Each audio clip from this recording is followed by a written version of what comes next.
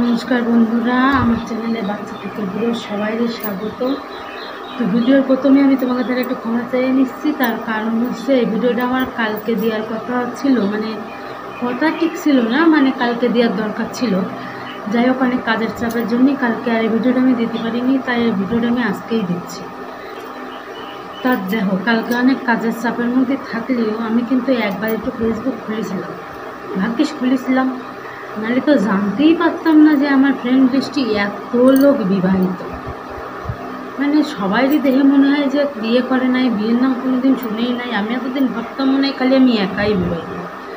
এখন দেখি কালকে ফেসবুক খুলে দেখি, ও বাবা, আমার ফ্রেন্ড লিস্টে 4 ভাগের 3 ভাগ লোকই বিবাহিত। তা যাই হোক, এতদিন জানতে পারিনি যে তারা বিবাহিত, কালকে জানিয়েছি, ভালো কথা, বিবাহিত। কিন্তু সেটা কোনো কথা না, কথা গেছে কালকে ফেসবুক খুলে আমি যা দেখছি তাতে আমি প্রায় কমায় চলে যাওয়ার মতন আমার অবস্থা।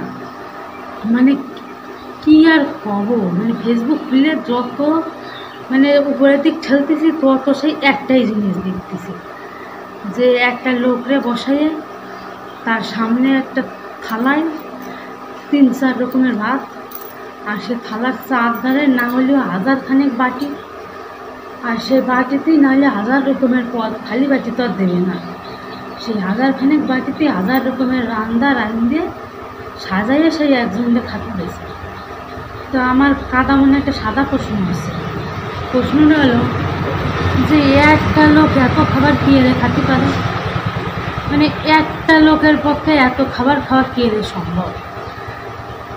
কে খাইছে তারা? এটা আমার বিশাল জানতে ইচ্ছা করতেছে। তা যারা এরকম খাইছো তারা আমার একটু কমেন্ট করে জানাই দিও যে তোমরা কে খাইছো।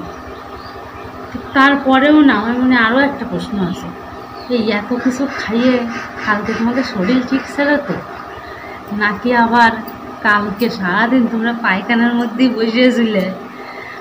যাই হোক, তোমরা একটু কমেন্ট করে দিও আমারে, বুঝলে? আর ভিডিওটা ভালো লাগলে অবশ্যই একটা লাইক দিও, আর সাপোর্ট করো আমারে, চ্যানেলটা সাবস্ক্রাইব করে দিও। দেখা হচ্ছে আবার পরের কোনো ভিডিওতে।